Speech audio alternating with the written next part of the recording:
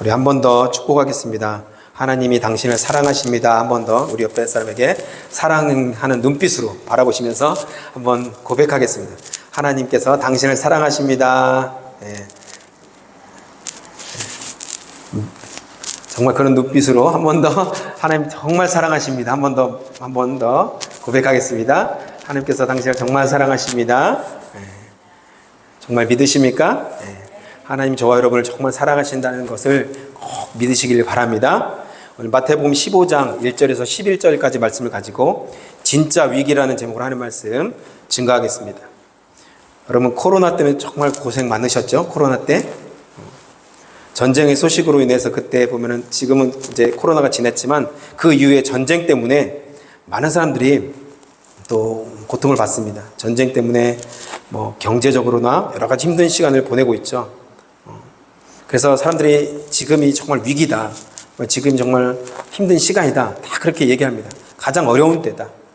전쟁이 일어나고 경제가 막 힘들어지고 또 많은 문제들이 생기지 않습니까? 여러분, 그런데 이것보다 더 심각한 문제가 있습니다.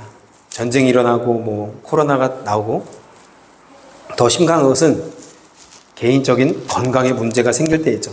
만약에 우리가 건강하게 살다가 갑자기 몸이 아프거나 암이라도 생기면 어떻게 될까요? 한번 생각해 보세요. 느끼지 못했는데 갑자기 심각한 암이 생긴다면 정말 개인적으로는 가장 큰 위기일 것입니다. 그렇죠? 이렇게 경제적으로나 아니면 뭐 세계 정세적인 것, 뭐 육체적으로 문제가 생기면 정말 큰 위기입니다. 그런데 여러분 더 큰 위기가 있습니다. 바로 우리가 매일 요즘에 듣는 뉴스에 나오는 가장 큰 위기가 뭐예요? 지구의 위기입니다. 지구의 위기. 뉴스를 많이 보시죠? 산불이 막 지금도 제스퍼에서 캐나다에도 산불이 정말 심각하잖아요. 아직도 불이 타오르고 있습니다. 또 폭염, 세계 곳곳에 폭염 때문에 많은 사람들이 죽고 고생을 합니다. 태풍, 이런 많은 소식 듣죠? 해수면이 또 높아졌다고 합니다. 그래서 계속 높아진다는 거예요. 기온이 급격하게 이제 올라간다는 것이죠. 그래서 북극이 녹고 있습니다. 제가 서두에 말씀드린 이 코로나나 뭐 전쟁이나 건강의 문제들 아무리 심각하게 생각해도 지구가 문제가 생기면 미래가 없는 거예요. 그렇죠? 미래가 없는 것입니다. 인류가 멸망할지도 모른다는 얘기도 합니다. 다가오는 미래는 학자들의 말을 들으면 아주 부정적인 소식을 얘기하죠. 그런데 여러분, 이런 모든 위기보다 더 심각하고 중대한 위기가 있습니다. 그것은 바로 영적인 위기입니다. 영적인 위기는 보이지 않아요. 보이지 않지만 모든 사람들의 영원한 삶을 결정하는 문제입니다.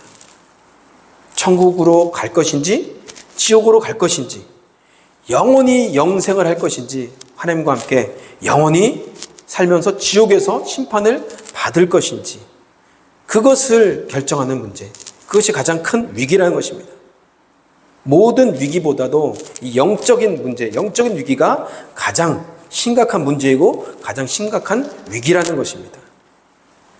여러분 경제적인 문제나 뭐 건강 문제, 지구 문제도 보면은 위기를 알 수 있는데요. 그 데이터를 보면 알 수 있어요. 경제도 데이터를 보고 말하고 있고 건강의 문제도 뭐예요? 검사해 보면 데이터를 보고 말합니다. 지구도 데이터를 보니까 이렇게 될 것이다 이렇게 결론을 내리죠. 여러분 영적인 문제도 마찬가지입니다. 그것을 어떤 걸로 우리가 데이터를 볼 수 있을까요? 그것은 바로 성경 말씀입니다. 성경 말씀. 믿으십니까? 성경을 보면 우리가 영적으로 문제가 있는지 위기가 있는지를 우리가 알 수 있다는 것입니다. 이사야 선지자가 사역할 때 이스라엘 백성들이 여러 가지 위기 속에 있었어요.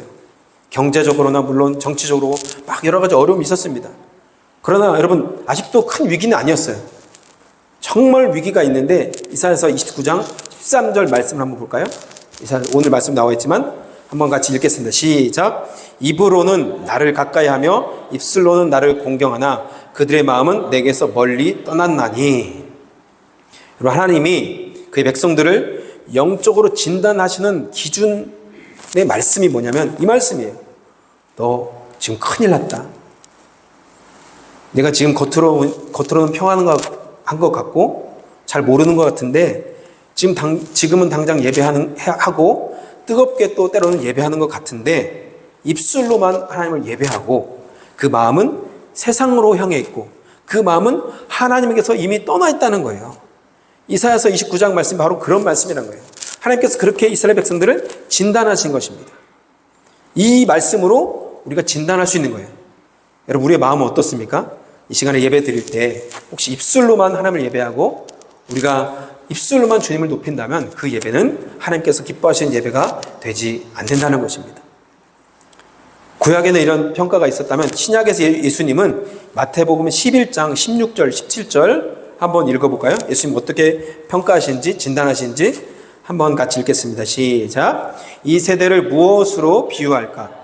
비유하건대 아이들이 장터에 앉아 제 동물을 불러 이르되 우리가 너희를 향하여 피리를 불어도 너희가 춤추지 않고 우리가 슬피 울어도 너희가 가슴을 치지 아니하였다 함과 같도다. 아멘. 아이가 하루 종일 통곡합니다. 우리 아이가 아까 울었잖아요. 그런데 아무도 안 본다면 정말 이상한 거 아닙니까? 아이가 울면 안아주고 때로는 달래주고 이게 너무 당연한데 오늘 예수님께서 뭐라고요? 아이가 하루 종일 통곡을 하는데 그 앞에 사람들이 막 지나가는데 아무도 그 마음을 알아주지 않고 공유해주지 않는다는 거예요. 반대로 어떤 사람이 하루 종일 너무 기뻐서 막 피리를 불러요. 막 축제를 합니다. 그런데 한 명도 함께 기뻐하지 않는다는 거예요. 즉 그 마음들이 딱딱해져서 옆에 있는 사람과 함께 기쁨을 나누거나 고통을 나누지 못하는 그 사람들의 심령 상태, 이것이 바로 예수님께서 큰일 났다, 위기다 이렇게 보신다는 거예요. 심령의 위기라는 것입니다. 여러분, 예수님이 나중에 십자가에서 돌아가시고 부활하시고 승천하시고 나서 이제 초대교회를 향한 말씀을 주셨는데요. 초대교회 하면 여러분 예수를 믿는다는 이유로 어떻게 해요? 죽임을 당하고 예수를 믿는 것 때문에 고난을 당하고 핍박을 당했던 시대 아닙니까? 그런데 여러분, 초대교회의 위기 하면 어떤 생각이 드십니까? 초대교회의 위기, 핍박이 더 세지고 더 많은 사람을 순교하고 우리가 생각할 땐 그것이 위기라고 생각할 수 있지 않겠습니까? 더 핍박이 심해지고 네로 황제가 막 사람들을 죽이고 가둬놓고 사도들이 막 사형당하고 지금 심각하다, 위기다 이렇게 볼 수 있는데 예수님은 그렇게 말씀하지 않으십니다. 교회의 그 촛대를 옮길 정도로 심각한 성도들의 교회의 위기, 그 위기에 예수님께서 보시는 그 위기의 지수는 교회의 크기가 아니라 교회의 조직이 아니라 교회의 프로그램이 아니라 재정 상태가 아니라 또 열심의 상태도 아닙니다. 요한계시록 2장 4절에서 5절 말씀 보세요. 한번 같이 읽어보겠습니다. 시작. 그러나 너를 책망할 것이 있나니 너의 처음 사랑을 버렸느니라. 그러므로 어디서 떨어졌는지를 생각하고 회개하여 처음 행위를 가지라. 만일 그리하지 아니하고 회개하지 아니하면 내가 내게 가서 내 촛대를 그 자리에서 옮기리라. 아멘. 이 말씀은 에베소 교회에게 1차적으로 주신 말씀이지만 모든 교회들에게, 성령이 교회들에게 하신 말씀 들으라고 하시잖아요. 모든 교회에게 하나님께서, 예수님께서, 특별히 부활하신 예수님께서 주신 말씀이라는 것입니다. 저와 여러분에게도 지금 말씀하시는 거예요. 교회가 여러분 사역들을 열심히 하는 것 정말 귀한 일입니다. 그렇죠? 열심히 사역하고 우리 내일도 우리 사역 있고 또 그 다음 달에 사역 있잖아요. 열심히 사역하는 건 정말 중요해요. 그런데 이것도 예수님 분명 귀하게 보십니다. 그런데 계시록 2장 2절부터 3절 보세요. 예수님께서 칭찬도 하십니다. 거기 보시면 제가 한번 읽어볼게요. 내가 너의 행위를, 내 행위와 수고와 내 인내를 알고 또 악한 자들을 용납하지 아니한 것과 자칭 사도라 하되 아닌 자들을 시험하여 그의 거짓된 것을 내가 드러낸 것과 또 내가 참고 내 이름을 위하여 견디고 게으르지 아니한 것을 아노라. 우리 예수님 다 아신다는 거예요. 이렇게 견디고 수고하고 인내하고 또 악한 것들을 용납하지 않고 거짓된 것을 드러내고 게으르지 않고 열심히 하나님 앞에 충성한 것들 우리 주님이 다 아시고 기억하신다는 것입니다. 하나님은 여러분들이 수고하는 것, 열심히 하나님 앞에 또 살아가는 것 하나님께서 귀하게 보신다는 것입니다. 그럼에도 불구하고 이렇게 좋은 성도, 좋게 열심히 하나님 앞에 사역하는 그런 사역자에게도 찾아오는 위기가 있다는 거 말씀하시는데 그 위기는 당장 표시 나지 않지만 어느 순간 찾아오는 위기라는 것입니다. 그것은 바로 오늘 계시록 말씀, 우리 방금 읽었던 그 말씀인데요. 바로 처음 사랑을 잊어버린 것입니다. 처음 사랑을 잊어버린 것. 그 마음이 어느 순간 식어진 거예요. 그 동기가 어느 순간 바뀐 것입니다. 여러분, 사단이 지금까지 성도들을 넘어뜨리기 위해서 사용한 그 방법 중에 성공한 방법이 있습니다. 그것은 오늘 말씀에도 나오지만 구원받은 하나님의 사람들에게 그 마음에서 순수한 동기와 사랑을 잊어버리게 만든다는 거예요. 열심은 뺏어가지 않습니다. 인내하는 것, 헌신하는 것, 그것을 뺏어가지 않아요. 그런데 그 마음, 처음 사랑을 잊어버리게 만들고 변질시켜 버린다는 것입니다. 한국교회 어떤 교회 보면은 어떤 목사님이 정말 존경받는 목사님이었어요. 정말 절대 세습하지 않는다고 했어요. 그 목사님이. 절대 난 세습하지 않는다. 근데 결국엔 나중에 보니까 세습을 하셨다는 거예요. 많은 사역자들이 처음에는 순수한 마음으로 시작하였지만 나중에 보면 돈 문제 때문에 또 이성 문제 때문에 교단의 어떤 정치 문제 때문에 세습 문제 때문에 많은 어려움을 겪고 넘어진 것을 보게 됩니다. 우리는 이 땅에 살지만 한국교회를 위해서 우리는 기도해야 될 줄 믿습니다. 여러분, 처음 사랑을 가지고 했던 신앙생활이 시간이 지나고 나니까 어떻게 해요? 첫사랑의 그 동기가 어느 순간 사라지는 거예요. 중심을 잃어버리고 마음을 잊어버리고 이제 열심만 남아있는 거예요. 그래서 여러분, 책임, 직분, 체면 때문에 열심히 신앙생활을 하는 거예요. 책임감 때문에, 직분 때문에. 그렇죠? 한국에서도 많이 봤어요. 이 직분 때문에, 체면 때문에. 여러분, 이러한 신앙생활은 마음도 없고 동기도 사라진 껍데기 신앙일 뿐입니다. 물론 열심히 할지라도 그것은 주님께서 인정하는 모습이 아니라는 거예요. 여러분, 우리는 심각하게 주님의 이 음성을 나에게 주시는 음성으로 들어야 될 줄 믿습니다. 아멘. 주님께서 교회에 촛대를 옮길 정도로 심각하게 생각하는 그 교회 성도들의 위기가 뭐예요? 그것은 열심히 없는 것이 아니에요. 왜 이렇게 열심히 없냐? 그것이 아니라는 거예요. 사역을 많이 하고 적게 하는 것, 그것이 아니라는 것입니다. 열매가 많고 적음도 아니에요. 교회가 부흥하고 안 부흥하고 그것도 아니라는 거예요. 우리 주님께서 보시는 한 가지인데요. 그것이 뭐냐면, 위기가 뭐냐면 주님과 나만 알겠지만 처음 사랑을 잊어버리는 것입니다. 잃어버린 것입니다. 여러분, 사람과의 관계 중에 가장 가까운 관계가 무엇입니까? 우리 성인이 돼서 결혼한 부부관계예요. 부부관계. 물론 지금 많은 부부들이 심각한 위기에 있는 부부들도 많이 있습니다. 가정이 심각합니다. 사탄이 가정을 공격하잖아요. 가정의 그 위기의 척도가 뭐라고 생각하십니까? 돈이 없어서요? 건강이 좀 안 좋아서? 아니면 뭐 안정되지 않아서? 물론 이것도 문제지만 이건 부차적인 거예요. 여러분, 결혼할 때, 결혼하신 분들, 결혼 안 하신 분들은 잘 모르시겠지만 결혼할 때 이렇게 물어보잖아요. 신랑, 이게 딱 물어봅니다. 신랑, 당신은 옆에 있는 신부를 검은 무리가 팥뿌리가 되도록 사랑하시겠습니까? 이렇게 물어보잖아요. 그렇죠? 근데 우리는 그때 남편들 어떻게 대답했습니까? 예. 아주 큰 소리로 안 하면 안 넘어가잖아요. 그렇죠? 그때 지키지도 못할 약속을 이렇게 해버리는 거예요. 그렇죠? 가정은 여러분, 서로가 어려울 때 힘이 되어주고 도우라고 있는 거예요. 이런 가정에서 가장 중요한 것은 부부가 하나 되고 사랑하는 것입니다. 가장 중요한 것은 돈 문제도 아니고 어떤 건강의 문제도 아닙니다. 가장 중요한 것은 하나 되고 사랑하는 것입니다. 아무리 모든 것을 갖췄을지라도 하나 되지 않고 사랑하지 않는 가정, 부부는 여러분 껍데기뿐인 부부고 가정인 것입니다. 그래서 모든 가정의 위기는 그 마음들이 하나 되지 못한 것, 처음 마음을 잃어버린 것입니다. 그렇죠? 여러분, 우리 가정 가운데, 부부 가운데 그런 하나님의 사랑이 다시 한 번 더 회복되시기를 주님의 이름으로 축복합니다. 아멘. 여러분, 이 세상에서 잠깐 만났다가 끝나는 부부 사이에도 마음을 잊어버리면 헤어지는 것입니다. 살 수 없는 것이죠. 그렇죠? 하나 되지 못하고 사랑이 식어지면 더 이상 부부가 아니고 그 가정이 아닙니다. 우리의 모든 가정들이 하나 되고 사랑으로 주님 안에서 하나 되시기를 주님의 이름으로 축복합니다. 여러분 다시 한 번 더 생각해 봅시다. 나 자신 한 번 더 돌아봅시다. 여러분 사람들이 좋아하는 것들은 합니까 안 합니까? 내가 너무 좋아하는 것은 어떻게 해요? 상황이 바뀌든 조건이 바뀌든 심지어 국경을 넘어서도 어떻게 해요? 합니다. 예전에 이런 얘기 있지 않습니까? 강원도에 도박장이 있다는 거예요.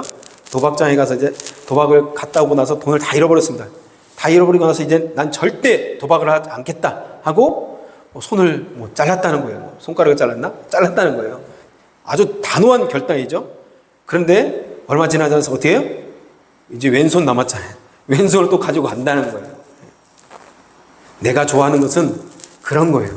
내가 좋아하고 너무 좋아하는 것은 국경을 넘어 한다는 거예요. 저도 운동을 좋아하거든요. 그 운동 중에서 특별히 축구를 좋아합니다. 축구를 좋아하는데 캐나다 오니까 이제 제가 피터보로에서 잠깐 살았는데 다 외국인이잖아요. 이제 한국에서는 목사님들과 함께 축구도 하고 막 이렇게 했는데 여기 오니까 이제 없는 거예요. 그래서 어떻게 했을까요? 사람이 좋아하면 무조건 하거든요. 찾았습니다, 제가. 여기 혹시 축구 클럽이 없나?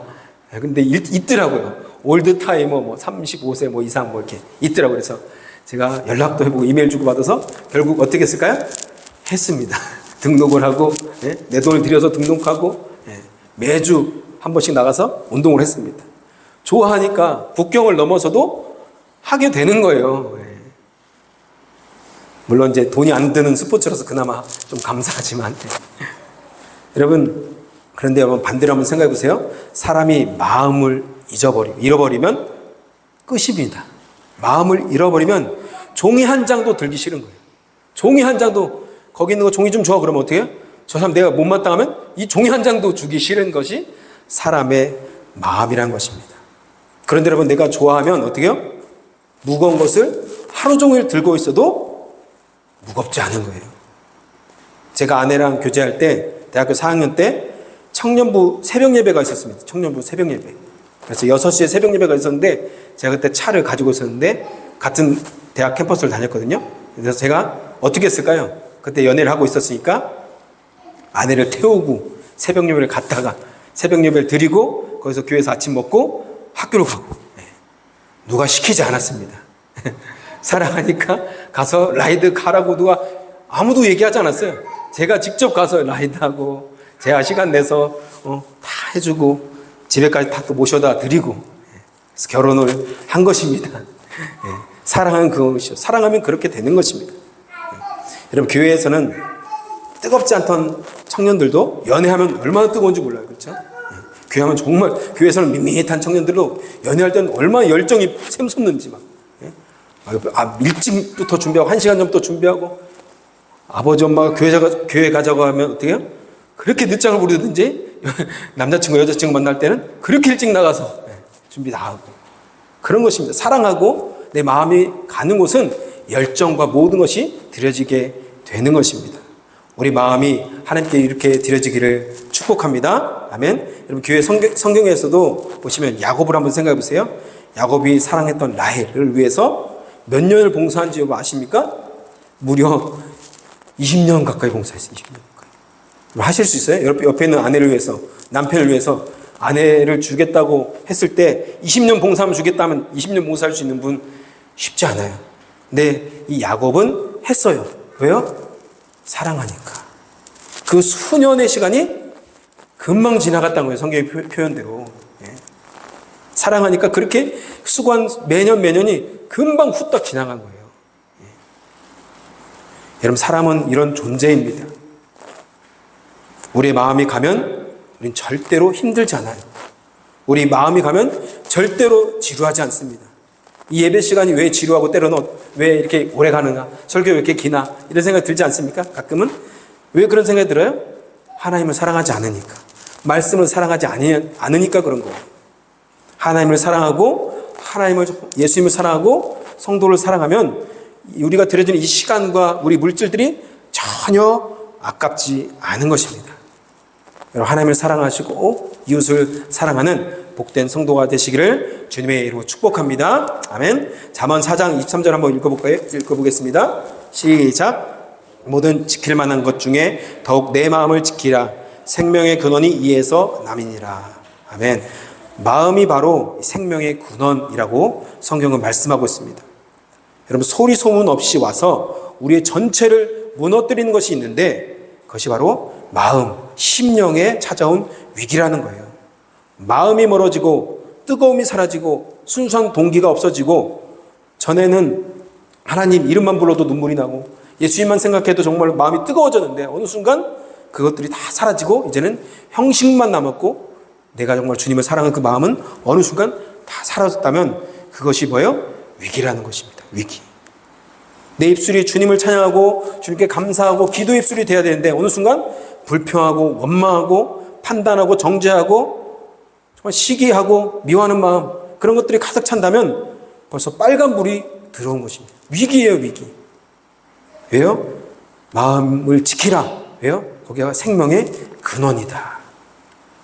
잠언 4장 말씀처럼 우리가 지켜야 될 것들 정말 많지만 더욱 지킬 것이 뭐예요? 마음, 우리 심령이라는 것입니다. 여기서 생명의 근원이 여기서 나온다는 것입니다. 마음이 떠나면 다 끝나는 거예요. 마음이 떠나면.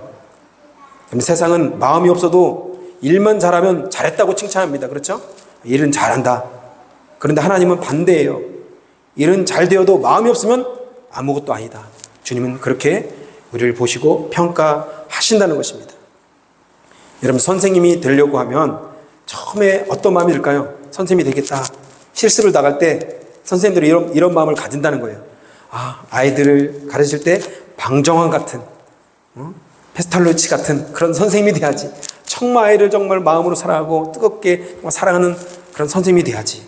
그런데 어느 순간 선생님들도 세월이 지나다 보니까 진급에만 눈이 멀고 돈에만 신경 쓴다면 더 이상 그 선생님은 선생님이 아니라는 거예요. 의사도 마찬가지입니다. 생명을 다루는 일인데 정말 특별한 일인데 처음에는 선서도 하고 막 했는데 생명을 정말로 귀하게 여겼는데 이제는 돈이 되지 않으면 안 하고 돈이 되는 곳만 가고, 그렇다면 그 의사는 정말 우리가 존경하는 의사가 되지 못하겠죠. 검사도 경찰도 마찬가지입니다. 제가 어떤 영화를 봤는데 정우성도 검사고 조인성도 검사인 그런 영화가 있었어요. 근데 정우성이 선배 검사였어요. 선배 검사가 이제 알려주는 거예요. 후배 검사를, 이 새파란 검사를 이제 너무 막 열정이, 순수한 마음에 열정이 타오르는 이 조인성을 알려주는 거죠. 그래서 막 술을 먹이면서 이런 곳이다, 어두운 세상을 보여줍니다. 그러니까 조인성이 막 거기서 뛰쳐나가려고 합니다. 그럴 때 이 정우성이 한마디 합니다. 막 컵을 던지면서 한마디 합니다. 영화에서. 흘러가는 대로 흘러가. 아주 유명한 대사예요. 그래서 왜 너만 검사야? 다 우리도 처음엔 그랬어. 그런데 그렇게 해서 되는 게 아니야. 정치꾼들 입맛도 맞춰야 되고 또 사업가들 입맛도 맞추면서 이게 좋은 거야. 흘러가는 대로 가. 그 말인 거죠. 여러분, 그런데 성경은 우리에게 뭐라고 말합니까?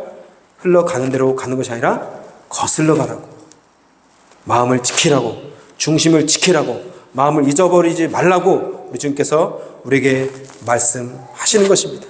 성직자도 마찬가지예요. 목사안수할 때 충성을 다하겠습니까? 생명을 바치겠습니까? 그게 헌신합니다. 충성합니다. 그런데 그것이 직업이 되고 돈벌이가 되고 명예가 되고 권력이 된다면 그것은 끝이 되는 거예요. 그 성직자는 아무것도 아닌 것이 되는 것입니다.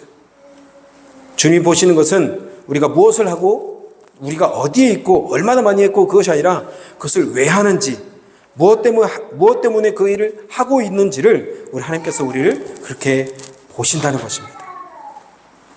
여러분, 하나님의 사역을 하실 때 우리가 왜 하는지를 항상 우리는 점검해 봐야 돼요. 우리의 동기, 우리 마음이 중요한 것입니다. 똑같은 일을 해도 돈 때문에 일을 하는 사람들이 있습니다. 이런 사람은 동기가 뭐예요? 돈 때문에 하는 것입니다. 돈 때문에. 그렇죠? 선한 목자도 열심히 일을 하고 사꾼 목자도 열심히 일합니다. 사꾼 목자는 무엇을 위해서 일할까요? 돈을 위해서 일합니다. 돈이 되면 하고 돈이 안 되면 안 하죠. 선한 목자는 돈 때문에 하는 것이 아니라 그 양 때문에 하나님의 일을 하는 것이죠. 둘 다 열심히 있습니다. 열심으로 보면 모르는 거예요. 둘 다 열심히 있기 때문에. 여러분, 예수님께서 비유를 들어서 말씀하신 것 여러분 혹시 아실 텐데, 양 100마리가 있는데 목자가 어때요? 99마리가 남아있는데 한 마리가 길을 잃어서 길을 헤매고 있는 거예요. 근데 선한 목자는 어떻게 해요? 그 양을 찾아서 그 한 마리 때문에 찾아가는 거예요. 이게 바로 선한 목자라는 것입니다. 돈으로 계산하면 안 되는 것이죠. 99마리를 지키는 것이 맞는 것인데, 선한 목자는 그 한 마리를 지키기 위해서 생명까지 아끼지 않고 나아가는 하나님 앞에 그 마음과 그 동기, 순수한 마음을 가진 사람들이 하나님께서 기뻐하시는 선한 목자, 선한 하나님께서 기뻐하시는 사람이 될 줄 믿습니다. 아멘. 마태복음 7장 22절부터 23절 보세요. 한번 읽겠습니다. 시작. 그날에 많은 사람이 나더러 이르되 주여 주여 우리가 주의 이름으로 선지자 노릇하며 주의 이름으로 귀신을 쫓아내며 주의 이름으로 많은 권능을 행하지 아니하였나이까 하리니 그때 내가 그들에게 밝히 말하되 내가 너희를 도무지 알지 못하니 불법을 행하는 자들아 내게서 떠나가라 하리라. 여기 말씀에 보면 선지자 노릇하고 귀신을 쫓아내고 권능을 행하는 자, 열심히 사역하는 사역자입니다. 우리가 볼 때는 귀하고 선한 사역자입니다. 이런 사역자들을 우리는 존경하고 때로는 롤 모델로 삼습니다.